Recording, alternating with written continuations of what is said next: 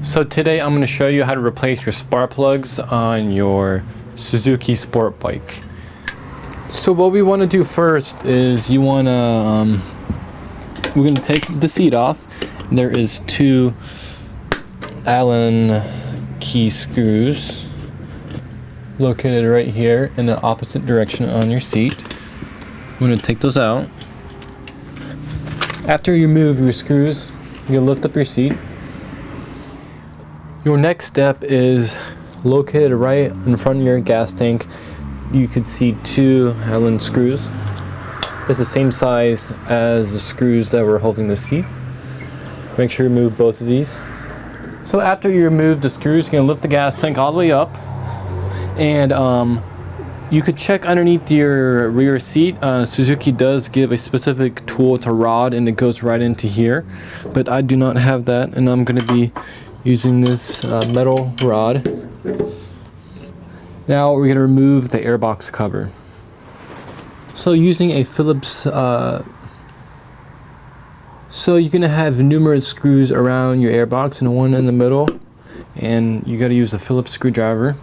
And once you remove all of the screws, you can lift the airbox, wiggle it back and forth so it comes out, and you will be left with your air filter. Your air filter, you could just remove it and just pull it up. Might be a little bit sticky in there, but it's a good idea to clean your air filter, or you could also replace it with a new one. So now we're going to be removing this airbox cover, and below where the throttle body is, there is clamps that are holding it down. You could see the screw right here.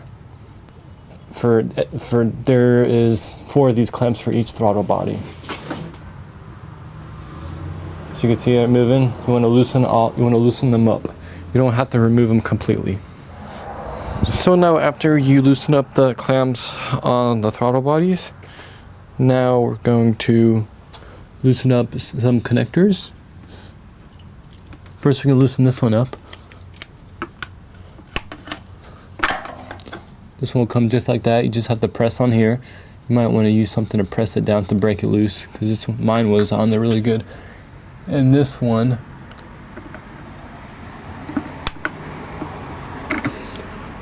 same thing. Right here, you just press it down with something or your finger. And after that one, we have back here the small hose.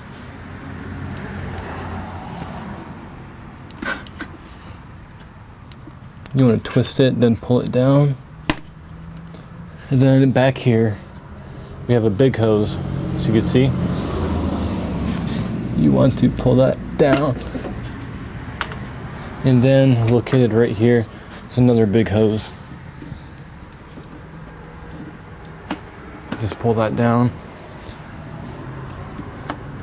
And we have a 10mm bolt that you need to remove so we can lift up this airbox up.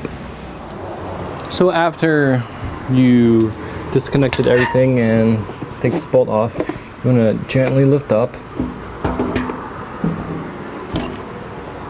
and the whole top of your airbox will come off. And now you can see your 4 cylinders, 1, 2, 3, and 4.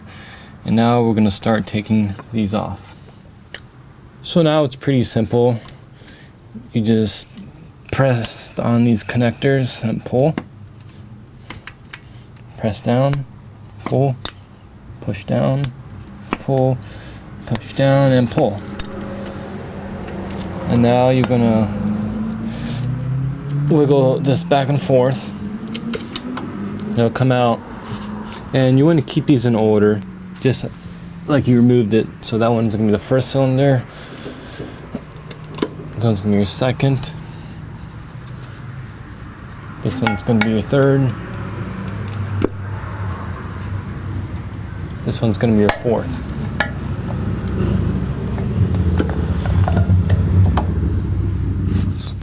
So now we're going to be removing the spark plugs, and you need a 5/8 socket to do this.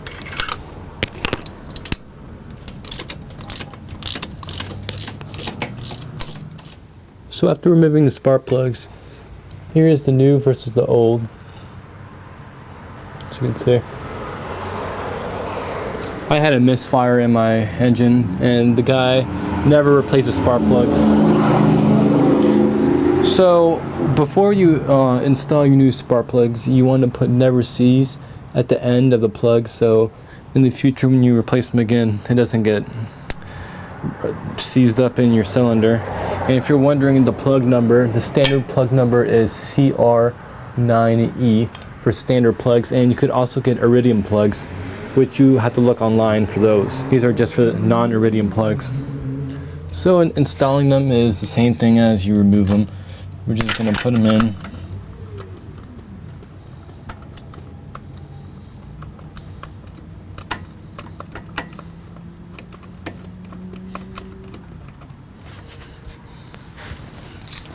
And then we're going to tighten it down.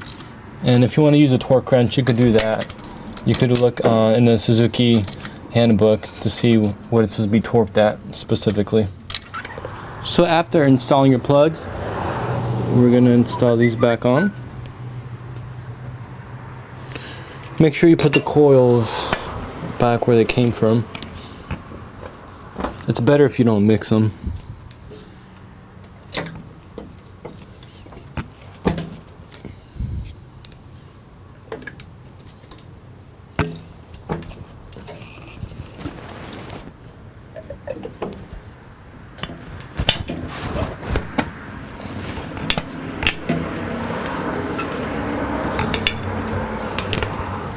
And now you want to snap these clips back in your coils.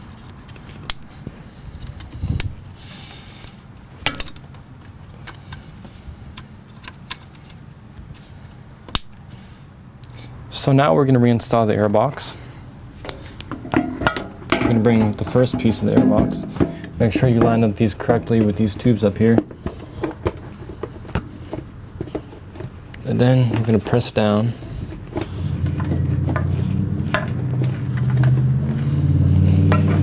Might be a little hard. This is the hardest part, putting this back on.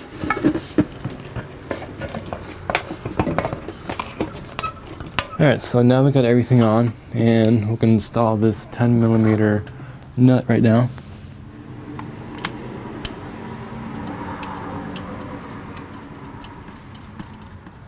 So our next step is to tighten up the clamps with the Phillips screwdriver. And make sure you do all 4 of them, don't forget.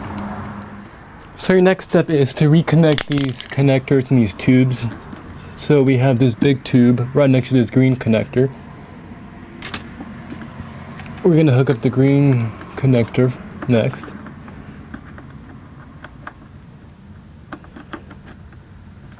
Once you hear that snap noise, that means it's in. Next we have this blue looking one right here. And then we have this little tiny, looks like a vacuum tube. And then we have one big one all the way in the back. Then after you install that, we're going to install the air filter back on and top the airbox, and we're going to finish it up. So now we're reinstalling our air filter.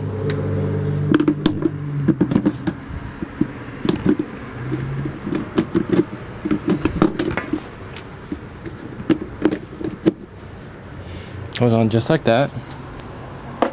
And now we're going to install the other half of the airbox.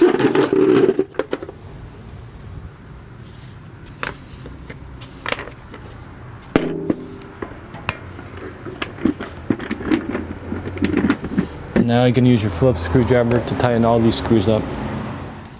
Okay, so after reinstalling the top of your airbox, now I'm going to remove your rod or whatever you placed there.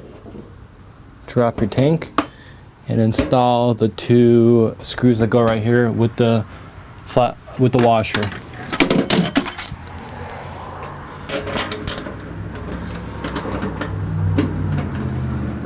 So your next step is reinstalling your seat.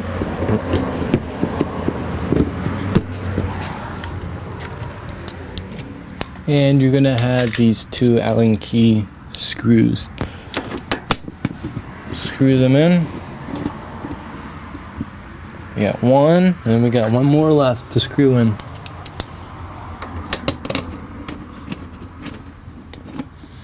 And that was it. And now we're gonna start the bike up just to make sure everything is running correctly like it should. So now we're gonna fire the bike up to see how well it runs.